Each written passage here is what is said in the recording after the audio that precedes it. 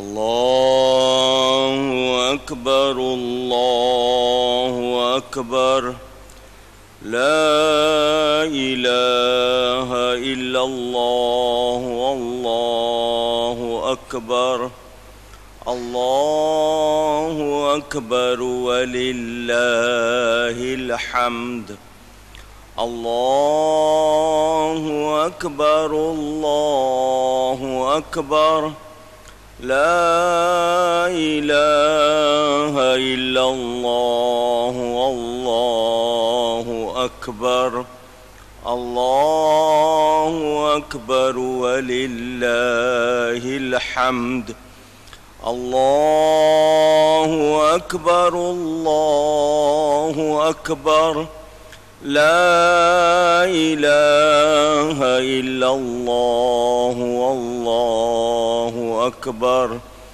الله أكبر ولله الحمد. الحمد لله الحمد لله رب العالمين والعاقبة للمتقين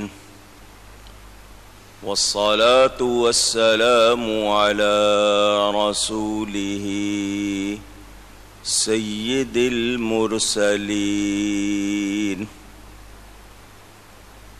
رحمة للعالمين شفيع المذنبين سيد الأولين والآخرين سيدنا ومولانا محمد رسول رب العالمين وعلى آله وصحبه أجمعين. أما بعد فأعوذ بالله من الشيطان الرجيم. بسم الله الرحمن الرحيم. ولتكملوا العدة ولتكبروا الله على ما هداكم ولعلكم تشكرون. صدق الله العلی العظیم. محبت کے ساتھ ایک مرتبہ دروشی پڑھ لیجئے. اللهم صل على سيدنا ومولانا محمد معدن الجود والكرم وآله وصحبه وبارك وسلم. الصلاة والسلام عليك يا رسول الله. الصلاة والسلام عليك يا حبيب الله. الصلاة والسلام عليك يا رحمة للعالمين وعلى آلك وأصحابك يا شفيع المذنبين. الله أكبر الله أكبر لا إله إلا الله والله أكبر الله أكبر ولله الحمد. الله أكبر الله أكبر لا إله إلا الله والله أكبر الله أكبر ولله الحمد.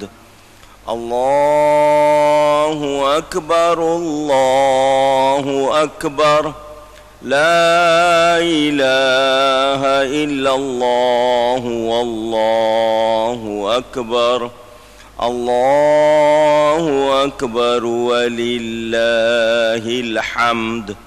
الله أكبر كبيرا والحمد لله كثيرا وسبحان الله بكرة وأصيلا والصلاة والسلام على رسول الله دائما أبدا۔ حمد و صلاۃ کے بعد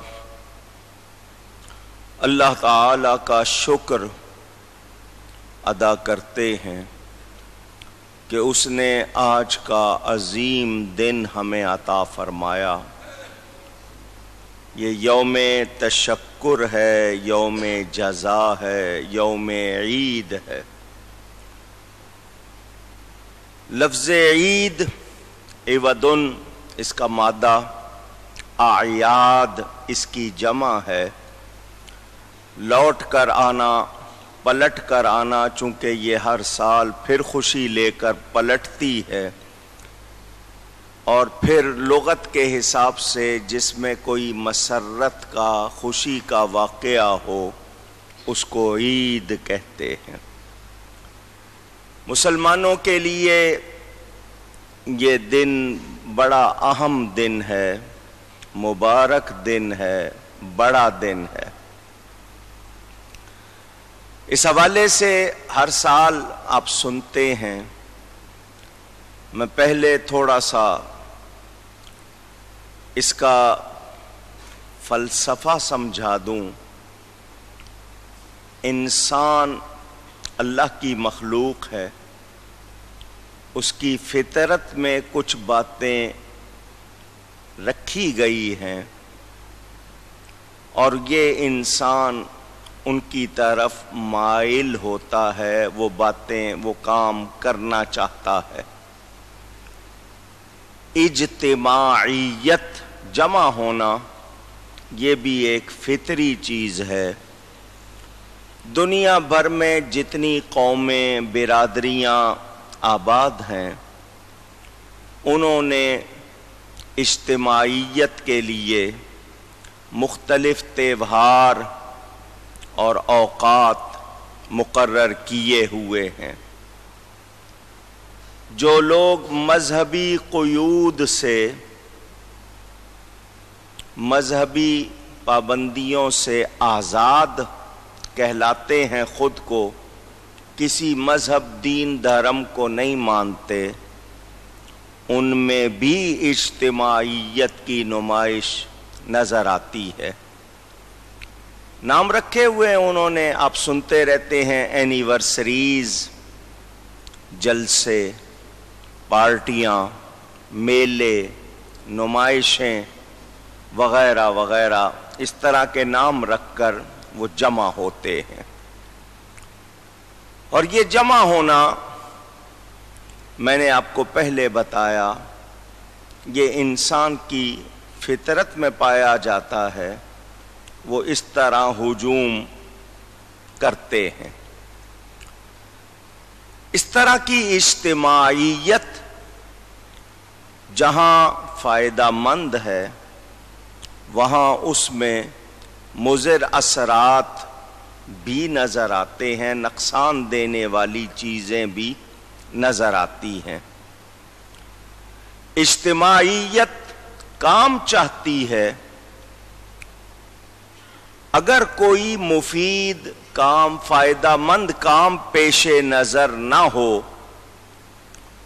تو پھر رنگ رلیاں ہوتی ہیں، رقص و سرود ہوتا ہے، شراب و شباب، رشک، حسد، بد نظری، بدکاری، بلکہ قتل و غارت تک نوبت پہنچ جاتی ہے۔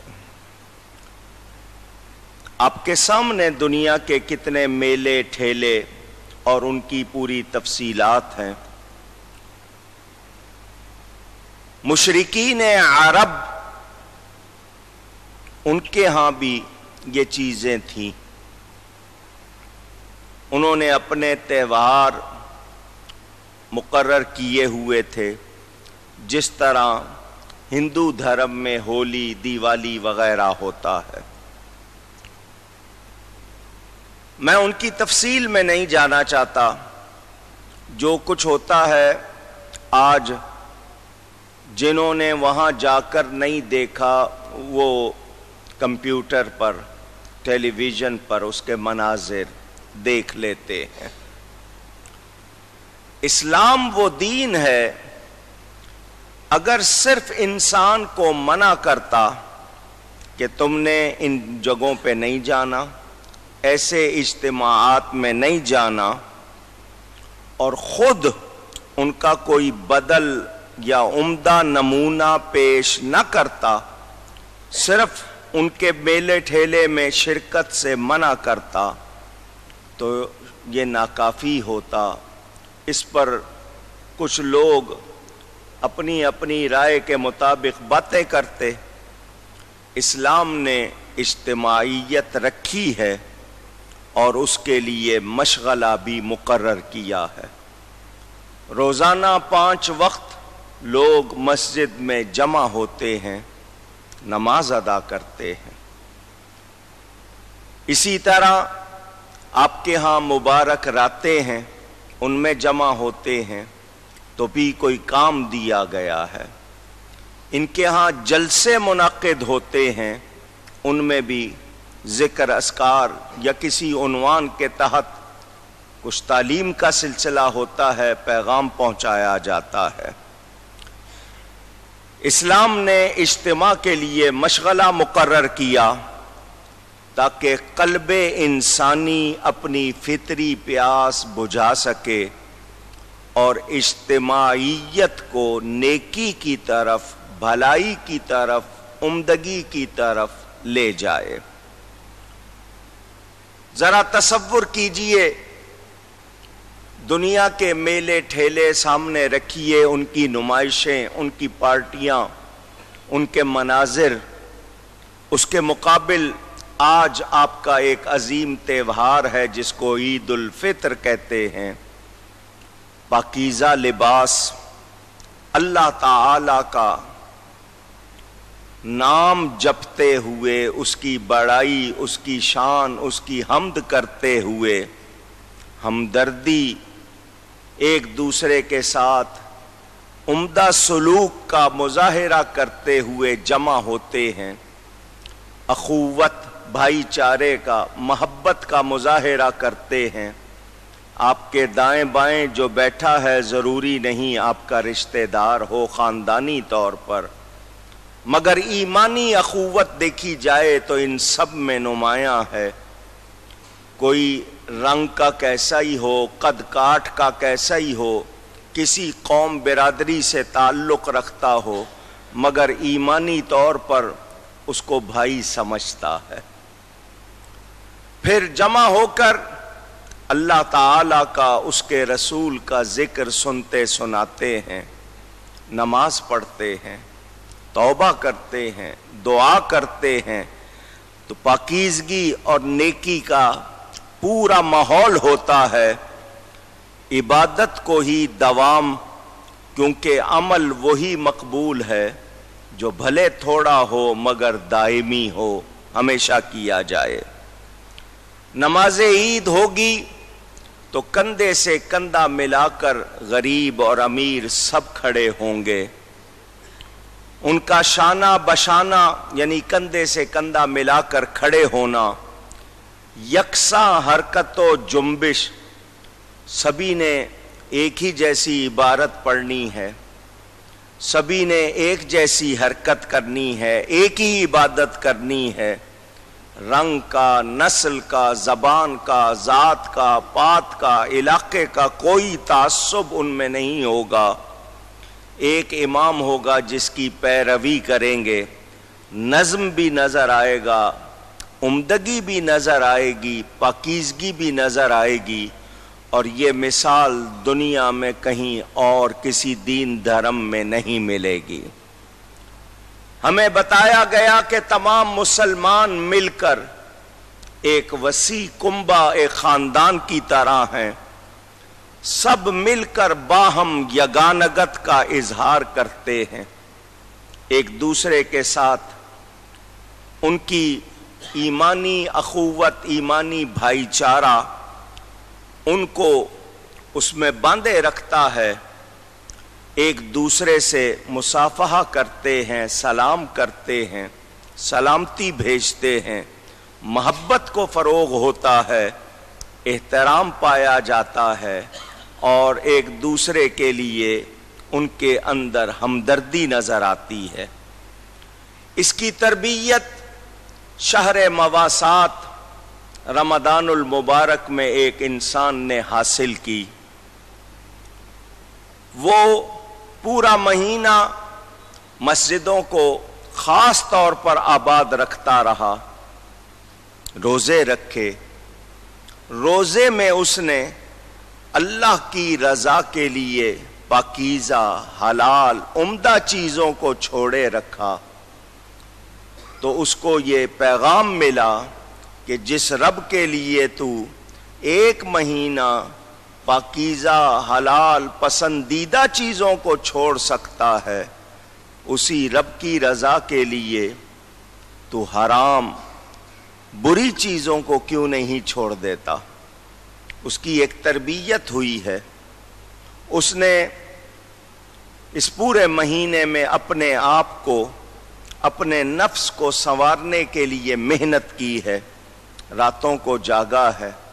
اعتکاف کرنے والوں نے آخری عشرے میں اعتکاف کیا ہے، مسجد میں بیٹھ کر انہوں نے عبادت کی ہے، اس سے بھی ان کو ایک تربیت ملی ہے۔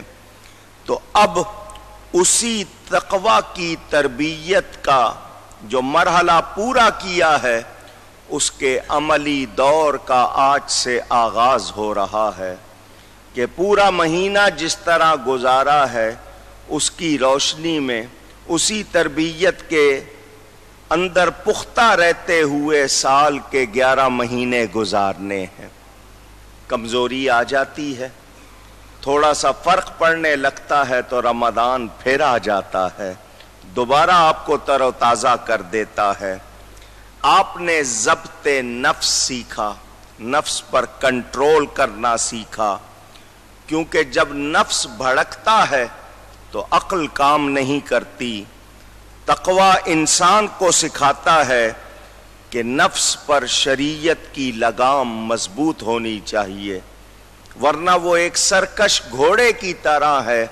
اگر آپ نفس کو قابو نہیں کریں گے تو پھر نفس آپ پر اپنا قابو جما لے گا، پھر وہ آپ سے وہی کچھ کروائے گا جو آپ کے لیے کبھی بھی فائدہ مند نہیں ہو سکتا۔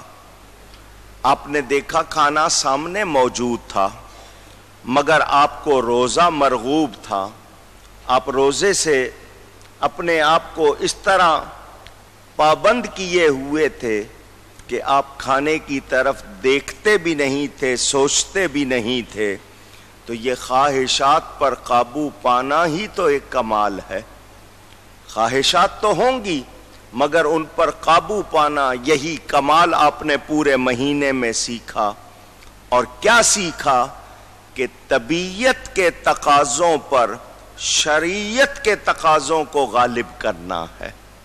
ہم نے اپنی طبیعت کا غلام نہیں بننا، بلکہ شریعت کا پابند بننا ہے۔ پرہیزی فکر رمضان نے اجاگر کر دی، سب کو سکھا دیا کہ پرہیزگاری ہی میں بھلائی ہے۔ ایک انسان اپنے جسم کو ٹھیک رکھنے کے لیے جس طرح پرہیز کرتا ہے، اپنے ایمان کی اور روح کی حفاظت کے لیے بھی اسے پرہیز سیکھنے کی عادت ڈالنی چاہیے۔ یہ ترقی کا وہ زینہ ہے جس پر آپ اگر چڑھیں تو آپ منزل کو پا سکتے ہیں۔ روزے دار سے کہا گیا کہ جب اس سے کوئی جھگڑا کرے تو اسے کیا کہنا چاہیے؟ کہ میں روزے سے ہوں، یعنی روزے کی حالت میں اپنا روزہ لڑ کر ضائع نہیں کرنا چاہتا۔ اسی طرح انسان کو کوئی شے بہکائے تو اس کو یاد رکھنا چاہیے کہ میں مسلمان ہوں، میرا دین مجھے کس کی اجازت دیتا ہے، کس بات کی نہیں دیتا ہے، مجھے اس کی پابندی کرنی ہے۔ تو یہ روحانیت کی حفاظت، یہ ایمان کے لیے آپ کی ثابت قدمی ہی آپ کو نمایاں کرتی ہے، کامیاب بناتی ہے۔ اس کا آپ نے پورے مہینے میں خوب تجربہ کر لیا۔ مجھے یہ بتائیے، بند کمرے میں کوئی تیسرا یا دوسرا شخص بھی نہ ہو، آپ کے سامنے پانی ہو، آپ اکیلے میں پانی کی طرف بڑھ جائیں، پی لیں، تو کوئی دوسرا فرد وہاں دیکھنے والا نہیں۔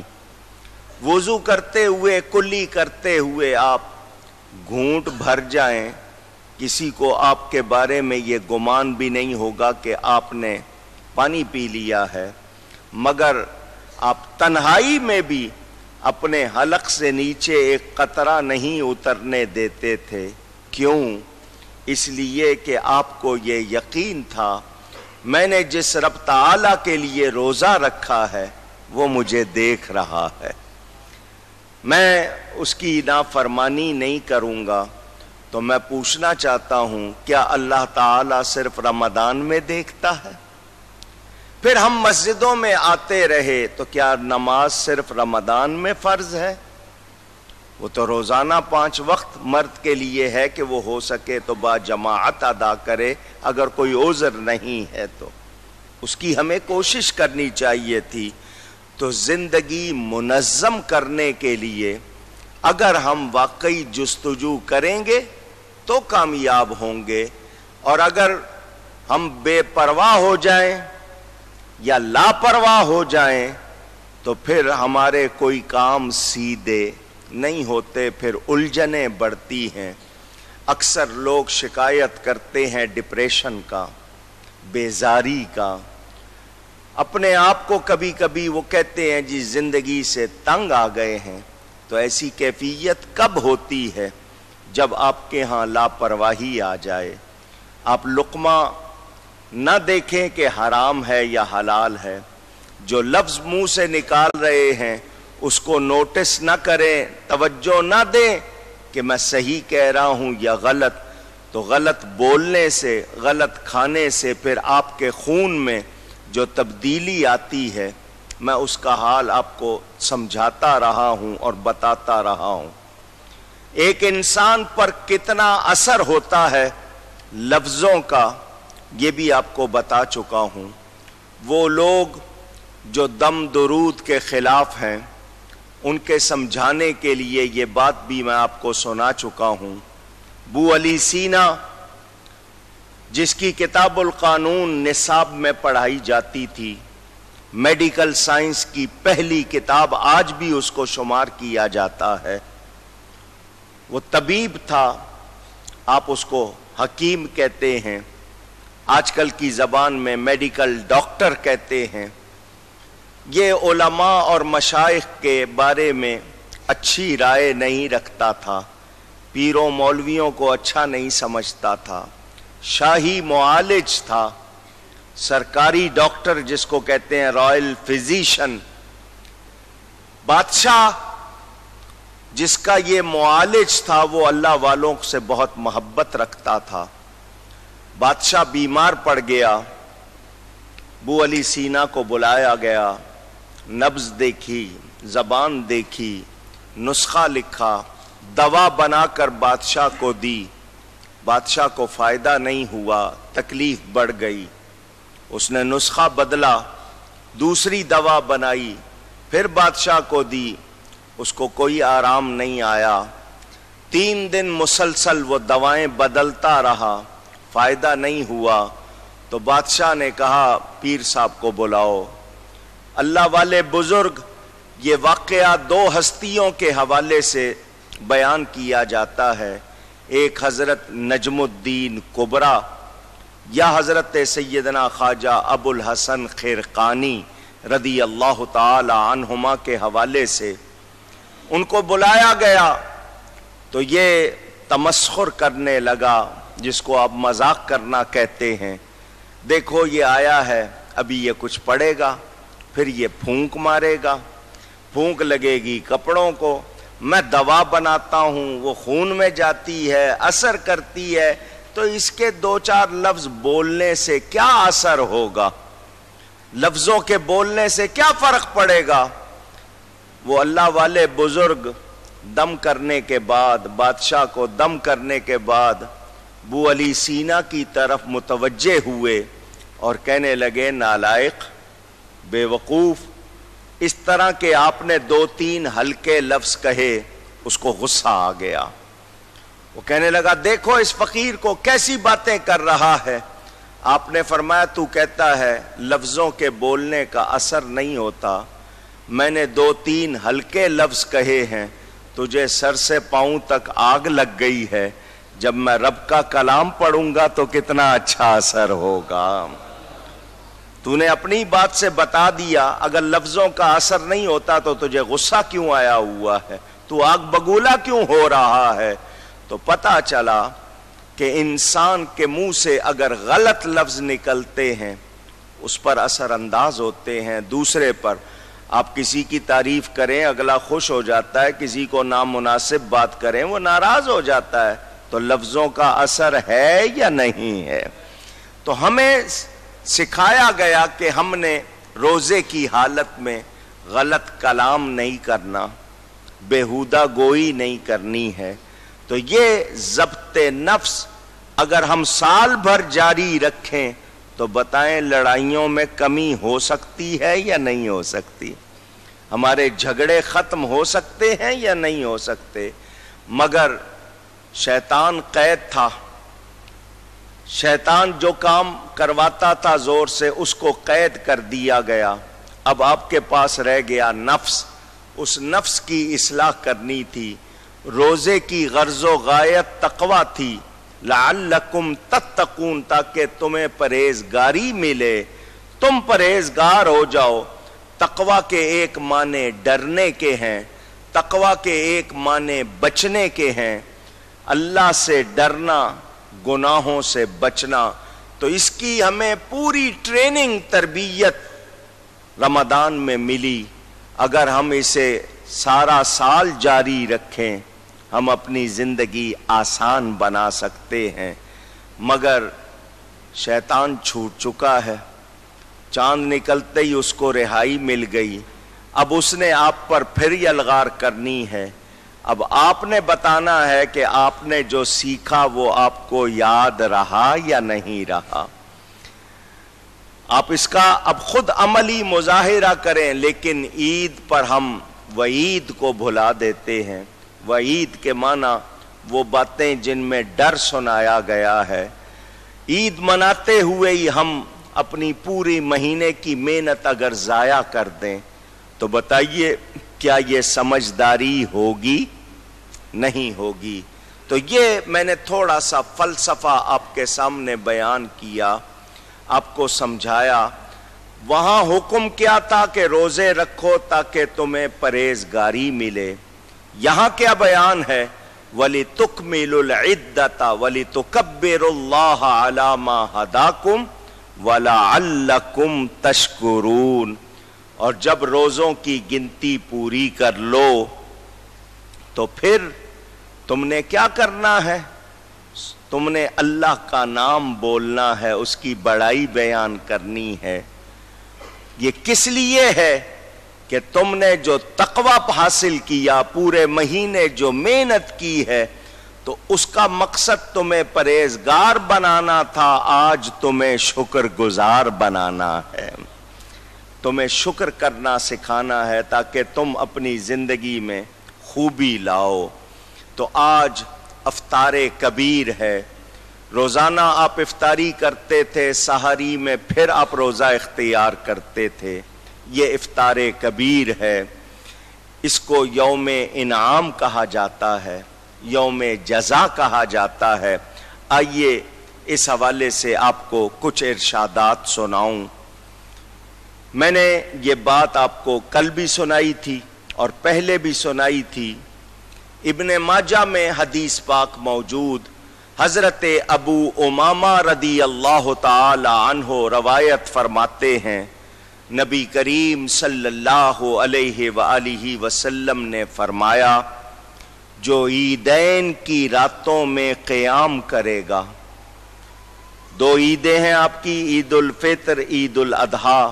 صدقہ یہ عید میلاد النبی کا ہے، کیونکہ وہ عید نہ ہوتی تو یہ عیدیں بھی نہ ہوتی. تو جو ان دو عیدوں کی راتوں میں جاگے گا اللہ کی رضا کے لیے اور عبادت میں گزارے گا، اس کا دل نہیں مرے گا اس دن جس دن سب کے دل مر رہے ہوں گے. یعنی قیامت کی ہولناکی سے جب دل مر رہے ہوں گے تو ان راتوں میں جاگنے والے کا دل نہیں مرے گا. اس بہانی میں روایت موجود، حضرت سیدنا معاذ بن جبل رضی اللہ تعالی عنہ روایت فرماتے ہیں، میرے پیارے نبی پاک صلی اللہ علیہ وآلہ وسلم نے فرمایا 5 راتوں میں جاگنے والے پر جنت واجب ہو جاتی ہے. ایمان والا اللہ کی رضا کے لیے 5 راتیں جاگے، عبادت میں گزارے تو وہ اپنے اوپر جنت کو واجب کر لیتا ہے، بشرطے کہ اس جاگنے کی محنت کو ضائع نہ کرے. وہ 5 راتیں کون سی ہیں؟ وہ سب سے پہلی ان میں سے شعبان کی 15ویں رات، جس کو آپ شب براءت کہتے ہیں. دوسری یہ جو رات گزری ہے عید الفطر کی رات، اور 3 راتیں 8، 9، 10 ذی الحجہ کی راتیں، جس کو آپ بڑی عید کہتے ہیں. 8ویں، 9ویں، 10ویں رات اس موقع پر یہ 5 راتیں جو جاگے قیام کرے اس پر جنت، اس ایمان والے پر جنت واجب ہو جاتی ہے. میرے پیارے نبی پاک صلی اللہ علیہ وسلم مکہ مکرمہ سے ہجرت فرما کر مدینہ منورہ آئے. 2 ہجری میں روزے فرض ہوئے اور اس کے ساتھ عیدین کا سلسلہ شروع ہوا. ترمذی میں، دارمی میں روایت موجود، حضرت سیدنا ابو ہریرہ رضی اللہ تعالی عنہ روایت فرماتے ہیں کہ حضور صلی اللہ علیہ وآلہ وسلم عید کی نماز کے لیے آتے جاتے راستہ بدلتے تھے. جب گھر سے نکلتے عیدگاہ جانے کے لیے تو جس راستے سے جاتے تھے واپس نماز پڑھ کر جب اس جانا ہوتا تو تھوڑا سا راستہ بدل لیتے تھے. اس سے علماء نے جو حکمتیں بیان کی، ایک تو تکبیر پڑھی جاتی ہے، جو شجر و حجر سنتے ہیں تو گواہ بنتے ہیں، برکات ہوتی ہے. پھر قدموں کا بھی ہے، آپ کو ایک ایک قدم پر نیکی ملتی ہے، اور ساتھ میں لوگوں کی خبر گیری کہ آتے جاتے زیادہ لوگوں کے حال پر نظر پڑے تو اگر کوئی ضرورت مند ہے اس کی مدد کی جائے. حضور صلی اللہ علیہ وسلم عید کی نماز ادا کرنے کے لیے گھر سے نکلے. ہر سال آپ یہ واقعہ سنتے ہیں. ایک کم سن بچے کو دیکھا، وہ ایک درخت کے پاس کھڑا رو رہا تھا. آقا کریم صلی اللہ علیہ وسلم نے اسے روتے دیکھا، اس کی طرف بڑھے، اس پر جا کر شفقت سے ہاتھ رکھا. فرمایا آج عید کا دن ہے، سب بچے گھروں میں تیار ہو رہے ہیں، تم کھڑے رو رہے ہو، کیا بات ہے، کیوں رو رہے ہو؟ اس نے کہا جن کے ماں باپ ہیں وہ ان کو تیار کرا رہے ہیں، میں یتیم ہوں، مجھے تیار کرانے والا کوئی نہیں ہے، اچھے کھانے کھلانے والا کوئی نہیں ہے. لفظ یتیم سن کر اس در یتیم آقا کریم صلی اللہ علیہ وسلم کا دل بھر آیا. فرمایا میرے ساتھ آؤ. آپ اسی طرح پھر واپس گھر آئے. حضرت سیدہ فاطمہ زہرا سے فرمایا اس بچے کو تیار کرو، یہ میرے ساتھ عیدگاہ جائے گا. انہوں نے بچے کو تیار کیا. حضور صلی اللہ علیہ وسلم اس کو عیدگاہ ساتھ لائے. فرمایا کیا تو اس بات پر راضی ہے کہ میں تیرا باپ بن جاؤں، حسنین تیرے بھائی بن جائیں، اپنی شہزادی کے لیے فرمایا وہ تیری ماں بن جائے. یہ حسن سلوک دیکھ کر وہ جن کے باپ زندہ تھے وہ بھی تمنا کر رہے تھے کاش آج ہم یتیم ہوتے, ہم پر اتنی مہربانی ہوتی. حضور صلی اللہ علیہ وسلم نے اپنے عمل سے مجھے اور آپ کو پیغام دیا کہ اس موقع پر خوشی مناتے ہوئے ہمیں ان کمزور, نادار, ضرورت مندوں کا خیال رکھنا ہے. چنانچہ شریعت کے احکام دیکھیے کتنے پیارے ہیں. اس موقع پر صدقہ فطر رکھا گیا. زکوٰۃ مال پر دی جاتی ہے, فطرہ صدقہ فطر افراد پر ہے. ہر وہ شخص جو صاحب نصاب ہے, اس قابل ہے کہ زکوٰۃ دے, اس پر فطرہ دینا بھی لازم ہے. اور جیسا کہ میں نے بتایا یہ جان پر ہے, افراد پر ہے. جو شخص گھر کا کفیل ہے, اگر وہ دادا ہے تو پوتوں کی طرف سے بھی دے گا. اگر گھر کے لوگ سارے بالغ ہیں اور خود کماتے ہیں وہ اپنا اپنا دیں گے, ورنہ جو کفیل ہے, ذمہ دار ہے, وہ سب کی طرف سے دے گا, یہاں تک کہ دودھ پیتے بچے کی طرف سے بھی فطرہ ادا کرے گا. اگر گھر میں کوئی ایسا ملازم جو مستقل رہتا ہی گھر میں ہے, ایک تو وہ ہے صبح آئے شام کو چلے گئے, وہ نہیں, جو مستقل آپ کے پاس رہتا ہو اس کی طرف سے بھی صدقہ فطر دینا ہوگا. کتنا ہے صدقہ فطر؟ عام آدمی کے لیے جو بازار سے کھانا کھاتا ہے, مزدور ہے, نوکری پیشہ ہے, چھوٹا تاجر ہے, صرف اس کے پاس معمولی رقم ہوتی ہے, زیادہ نہیں, اس کے لیے نصف صاع گیہوں, گندم, آٹا 2 کلو 50 گرام اس کا اب وزن بتایا جاتا ہے. یہ 2 کلو 50 گرام آٹا, گندم یا اس کی قیمت عام آدمی ایک شخص کی طرف سے فطرہ دے گا.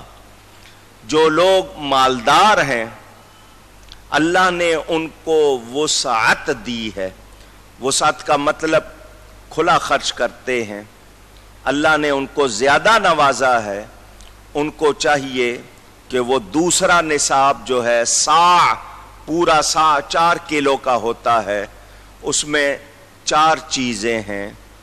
اس میں چھوارے بھی ہیں, کھجوریں بھی ہیں, اس میں پنیر بھی ہے, اس میں کشمش بھی ہے اور منقع بھی ہے. آپ دیکھتے ہیں بعض لوگ گھروں میں ایک ہی کھانا پکتا ہے مگر اچھا پکتا ہے, اچھا کھاتے ہیں, تو ان کو چاہیے کہ وہ چھواروں کے حساب سے 4 کلو چھوارے کی قیمت دیں. جن کے ہاں برتن ہی ہزاروں کے ہیں اور عمدہ ہیں, کھانے کا ان کا کمرہ بھی دیکھا جائے تو وہ لاکھوں کا ہے, اور وہ بھی صرف 2 کلو 50 گرام آٹے کا فطرہ دیں, تو یہ ان کو مناسب نہیں. ان کو کشمش 4 کلو یا منقع یا پنیر 4 کلو کے حوالے سے اتنا دینا چاہیے. تو وہ لوگ خوش دلی سے دیں گے, زیادہ دیں گے, تو اللہ کی نعمت بھی زیادہ پائیں گے. بچے کا داخلہ کرانا ہو تو مہنگا اسکول ڈھونڈتے ہیں, علاج کرانا ہو تو مہنگا ہسپتال ڈھونڈتے ہیں, ڈاکٹر مہنگا ڈھونڈتے ہیں, تو اس کی طرف سے جب صدقہ دینا ہے تو پھر وہ ہلکا کیوں دیتے ہیں؟ وہ بھی خوش دلی سے زیادہ دینا چاہیے. اس کو فرمایا کہ یہ عید کی نماز سے پہلے ادا کرو. صدقہ فطر عید کی نماز سے پہلے ادا کرو. اس کی 2 وجہ بتائیں کہ روزے کی حالت میں تمہاری زبان سے کوئی غلط لفظ نکل گئے, کوئی لغو کلام نکل گیا, اس کا کفارہ ہو جائے گا، صفائی ہو جائے گی، اور عید سے پہلے غریبوں کو دو گے ان کو پیسہ مل جائے گا، وہ بھی عید کی خوشیوں میں شامل ہو جائیں گے۔ اگر کوئی عید سے پہلے ادا نہ کر سکا کسی مجبوری کی وجہ سے، وہ بعد میں بھی ادا کر سکتا ہے، لیکن یہ سن لیجئے کہ اگر وہ ادا نہیں کرے گا تو روزے قبول ہونا تو دور کی بات، اللہ کی بارگاہ میں پیش بھی نہیں ہوتے، زمین و آسمان کے درمیان لٹکے رہتے ہیں۔ اور یہ بھی مسئلہ سن لیجئے، کوئی شخص بیمار تھا، بیماری کی وجہ سے روزے نہیں رکھ سکا، فطرہ اس نے تب بھی ادا کرنا ہے، کہ اگر وہ روزے نہیں رکھ سکا تب بھی اس کو فطرہ ادا کرنا ہے۔ تو حضور صلی اللہ علیہ وسلم نے نماز کی ادائی سے قبل صدقہ فطر کو واجب فرما دیا۔ میں اس کی تفصیل آپ کو سنا چکا۔ حضرت جابر بن سمرہ رضی اللہ تعالی عنہ روایت فرماتے ہیں، نبی پاک صلی اللہ علیہ وسلم کے ساتھ میں نے کئی مرتبہ عید کی نماز ادا کی، نہ اذان دی جاتی تھی نہ اقامت کہی جاتی تھی۔ یہ نماز عید کی، اس میں نہ اذان ہوتی ہے نہ تکبیر اقامت جس کو کہتے ہیں وہ بھی نہیں کہی جاتی، البتہ اعلان کیا جاتا ہے الصلاۃ جامعۃ، یہ 2 مرتبہ کہا جاتا ہے۔ صحیحین میں حدیث موجود، جب صحیحین کہا جاتا ہے اس سے مراد بخاری اور مسلم، حضور صلی اللہ علیہ وسلم کے چچا زاد بھائی حضرت ابن عباس رضی اللہ تعالی عنہما وہ فرماتے ہیں، عید کی نماز سے قبل، فجر ادا کرنے کے بعد، عید کی نماز سے پہلے اور عید کی نماز ادا کرنے کے بعد ظہر تک حضور صلی اللہ علیہ وسلم نے کبھی کوئی نفل نماز نہیں پڑھی۔ عید کے دن صرف یہ بات، عیدگاہ میں نماز عید ادا فرماتے تھے۔ ہر وہ شخص جس پر جمعہ پڑھنا لازم ہے اس پر عید کی نماز ادا کرنا بھی لازم، احناف میں واجب ہے اس پر۔ فجر کی نماز فرض ہے، اکثر نہیں پڑھتے، رات کو 3-3 4-4 بجے تک بازار میں رہے یا اپنے کاروبار میں رہے، آئے آ کر سو گئے، اٹھے تیار ہو کر عیدگاہ میں آ گئے۔ یہ واجب ہے نماز، وہ تو فرض تھی، اس کا خیال رکھنا چاہیے تھا۔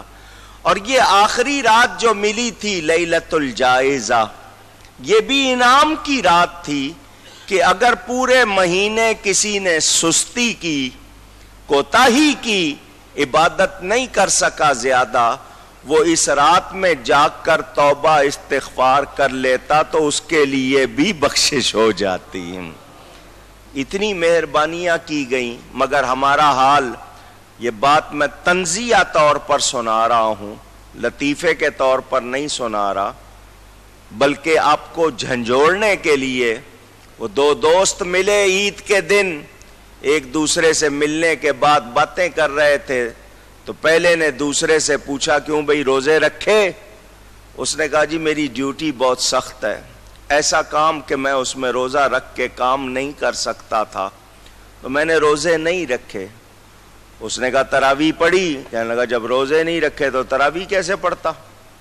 جب روزے ہی نہیں رکھنے تھے تو تراویح کیوں پڑھتا؟ اس نے کہا جمعے پڑھے؟ اس نے کہا جمعے کے دن چھٹی نہیں ہوتی تھی میری، جمعے بھی نہیں پڑھے، آخری جمعہ بھی نہیں پڑھا۔ اس نے کہا اس دن بھی چھٹی نہیں ملی۔ اس نے کہا عید پڑھی؟ کہنے لگا میں رات کو دیر سے اوور ٹائم کر کے آیا تھا، الارم لگا کے سویا تھا، لیکن نیند کا غلبہ تھا، جب جاگا تو عید کی نماز بھی مجھ سے نکل گئی۔ اس نے کہا سیویاں کھائیں؟ کہنے لگا وہ بھی نہ کھاتا تو کیا میں پورا ہی کافر ہو جاتا؟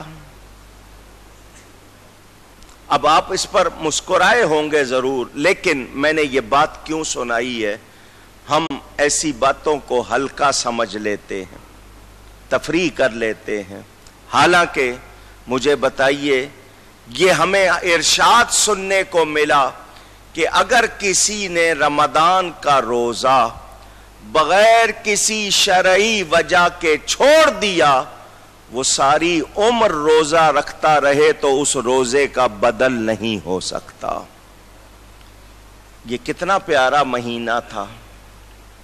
اس میں آپ کچھ لوگ کہتے ہیں جی یہ روزہ اس لیے کہ کچھ راشن کی بچت ہو جاتی ہے، ایسی بات نہیں ہے۔ مومن کا رزق رمضان میں بڑھا دیا جاتا ہے۔ آپ اپنی افطاری سے ہی اندازہ کر سکتے ہیں کیسا دسترخوان سجتا تھا آپ کا۔ تو یہ وہ لوگ جو اس قسم کے عذر بہانے کرتے ہیں وہ کچھ حاصل نہیں کر پاتے۔ میرے دوستوں اور بزرگوں، حضور اکرم صلی اللہ علیہ وآلہ وسلم کا طریقہ تھا، عید الفطر ادا کرنے کے لیے گھر سے آپ نکلتے تھے تو کوئی 1، 3 یا 5 کھجوریں تناول فرما لیتے تھے۔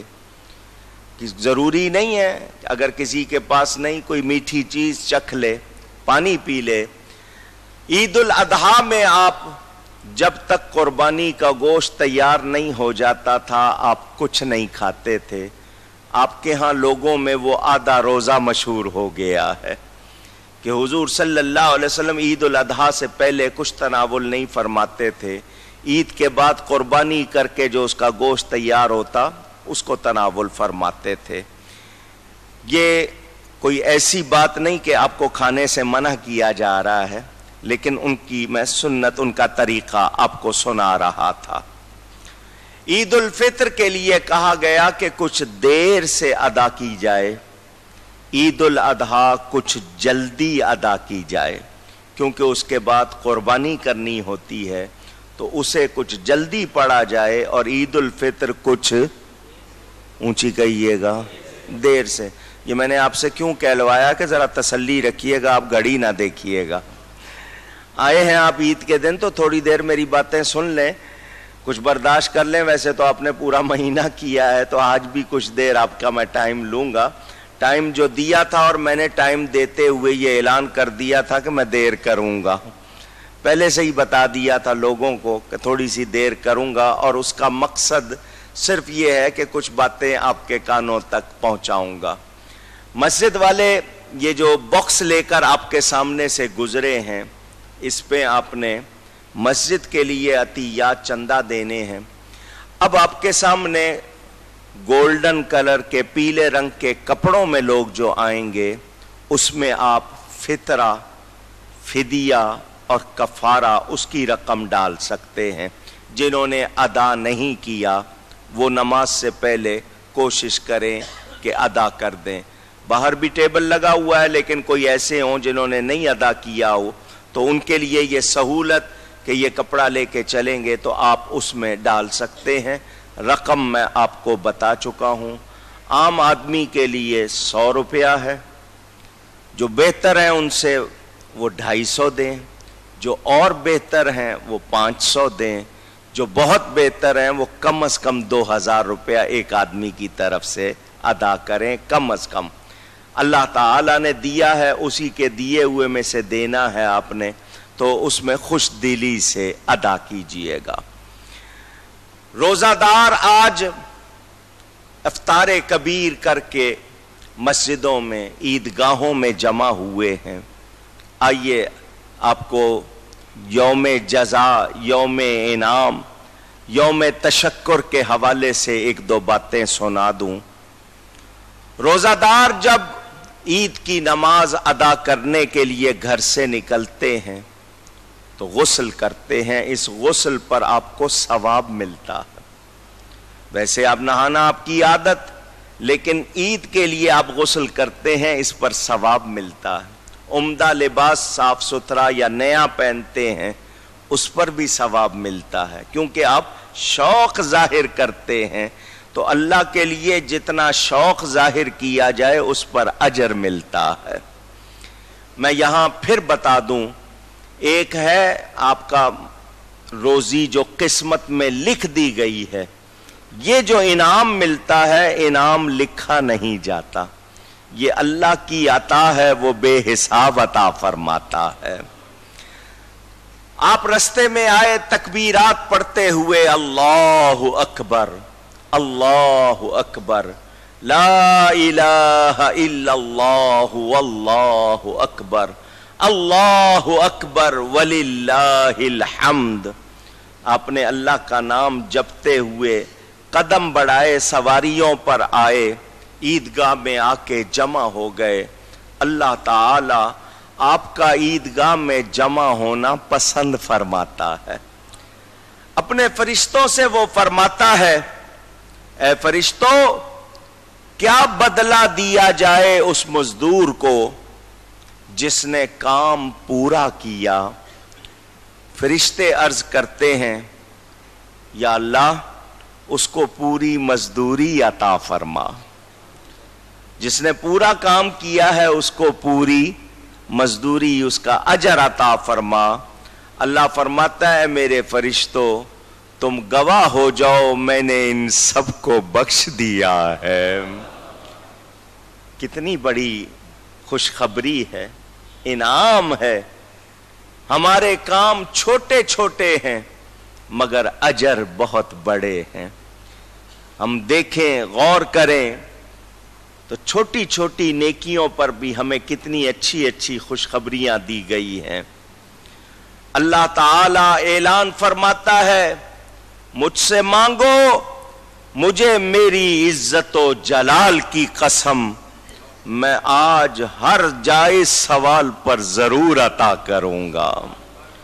جو ناجائز مانگے وہ اپنے لیے برا کرتا ہے، اللہ سے جو بھی جائز مانگے گا وہ ضرور پائے گا۔ آپ گھروں سے نکلے، آپ کو نظر تو نہیں آئے، حدیث شریف کے مطابق فرشتے گلیوں میں کناروں پر کھڑے ہوئے ہیں اور وہ آواز لگا رہے ہیں، اے نبی کریم صلی اللہ علیہ وسلم کے امتیو، یا امت محمد اخرجوا الی رب کریم یعطی الجزیل ویغفر الذنوب العظیم۔ سنو، فرشتے کیا کہتے ہیں؟ وہ کہتے ہیں، اے نبی کے امتیو، نکلو اپنے کریم رب کی طرف، اپنے مہربان رب کی طرف نکلو۔ وہ عطا کرتا ہے جزا اور معاف کرتا ہے تمہارے گناہوں کو۔ اللہ فرماتا ہے، فَيَقُولُ يَا عِبَادِي لِي صُمْتُمْ وَلِي صَلَّيْتُمْ انصرفوا مغفوراً۔ اے میرے بندو، تم نے میرے لیے روزے رکھے، میرے لیے نماز پڑھی، اب تم عید کے دن نماز پڑھ کے بکھر جاؤ تو اس حال میں بکھرو کہ تم سب بخشے ہوئے ہوگے، تم سب کی بخشش ہو گئی ہے۔ تم نے آج رب سے جو مانگا ہے تمہیں رب عطا فرما رہا ہے۔ وہ اپنی شان دیکھتا ہے، ہمارے اعمال نہیں دیکھتا۔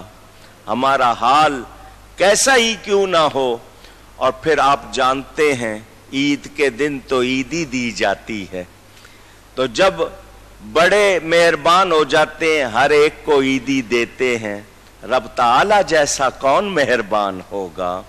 تو آج عیدی لینے کا دن ہے اور عیدی میں رب کی رضا مل رہی ہے، مغفرت مل رہی۔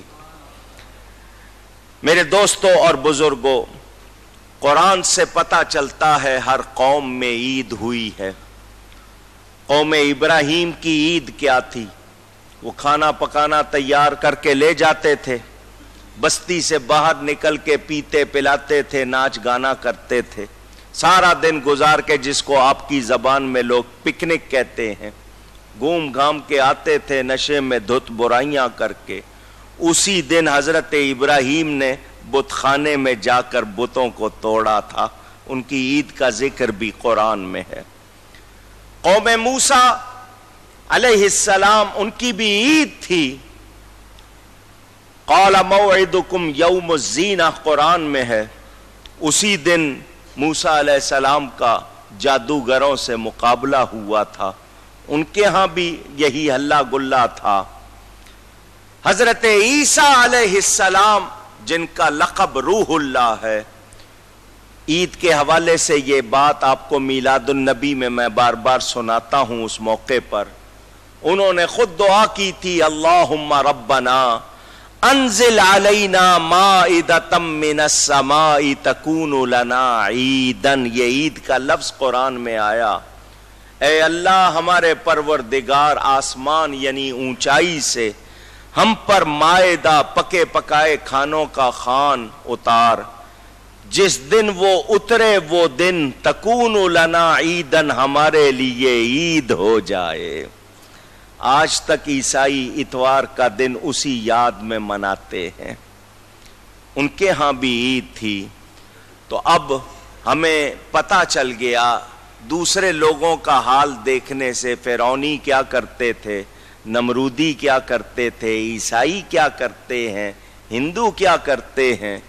تو کافر کی عید سے شیطان راضی ہوتا ہے، مومن کی عید سے رحمان راضی ہوتا ہے۔ تو ہم سب رب کو راضی کرنے کے لیے ہیں، ہمارا اصل مقصد رب کی رضا پانا ہے۔ آپ نے لباس کو اجلا کیا ہے، آج ہم سب نے یہ عہد کرنا ہے اپنے آپ سے بھی اپنے رب سے بھی کہ مولا تو نے رمضان دیا تھا، جو کچھ رمضان میں سیکھا ہے اسے یاد رکھیں گے، اور 12 مہینے اگلے رمضان کے آنے تک اس پر عمل پیرا رہیں گے۔ حالانکہ میں کہہ رہا ہوں، آپ سن رہے ہیں، کل جمعۃ الوداع تھا، مسجد کی تینوں منزلیں بھری ہوئی تھیں، چھت پر بھی جگہ نہیں تھی، 3 طرف کی سڑکیں بھی بھری ہوئی تھیں، لوگوں نے سیڑھیوں تک پہ، فٹ پاتھ تک پہ نماز پڑھی، یہاں سے لے کر اگلے وہ چوک ہوما ہائٹس تک صفیں بن گئی تھیں۔ اگلے جمعے میں ڈھونڈ رہا ہوں گا یہ لوگ نظر نہیں آئیں گے، ان کی بات کیا کروں؟ معتکفین جو 10 دن مسجد میں بیٹھے ان کی اکثریت غائب ہوگی، تو ہم اگر بھول جائیں گے تو بتائیے اللہ کا کوئی نقصان؟ پوچھ رہا ہوں آپ سے، وہ تو نفع نقصان سے پاک ہے، ہمارا نقصان ہے، ہمیں سوچنا ہے۔ ہم یہ وعدہ کریں کہ ہم اس رمضان کی محنت کو ضائع نہیں ہونے دیں گے۔ آج عید مناتے ہوئے یتیموں کا، بیواؤں کا، ناداروں کا خیال رکھیے گا۔